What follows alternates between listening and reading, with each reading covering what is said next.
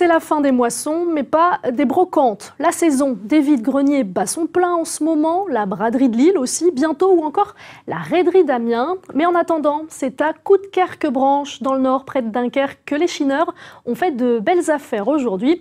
Marjorie Lemeur, Lucie Carbajal sont allées flâner dans les allées.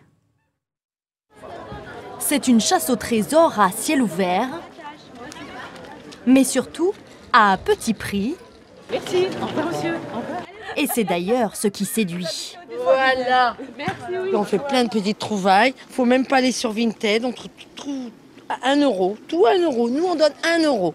Pas plus. Mais avec la bonne humeur. Une fois vendu, chaque objet retrouve une utilité, comme ses outils de jardinage. Souvent, les enfants, quand ils viennent, ils prennent des outils et puis ils ne les ramènent plus. Donc c'est pour ça que j'en achète d'occasion. Et ici, la valeur des vendeurs n'attend pas le nombre des années. Alors Chloé, qu'est-ce que tu vends là? J'ai des rollers, les enfants, des petits jouets pet shop. La braderie, c'est du plaisir bien sûr, mais aussi du temps et de la rigueur. J'ai mis du coup hier soir à bien organiser en fait finalement les catégories et puis ce matin on a tout mis dès 7h du matin, donc c'est bien parti et là c'est encore trié donc par livre, par vêtement. Car l'intérêt aujourd'hui aussi, c'est bien sûr d'amasser un petit pécule. En début de journée là c'était rempli ou c'était... C'était vide, donc bon c'est pas mal, là. Il y a un petit 200 €. Un petit pactole pour la rentrée là? Pour partir en vacances, pour les enfants.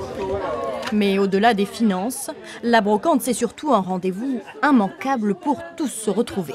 Et on vend en même temps qu'on reçoit les amis, qu'on boit un verre, et qu'on se retrouve, et qu'on parle, et puis qu'on rigole.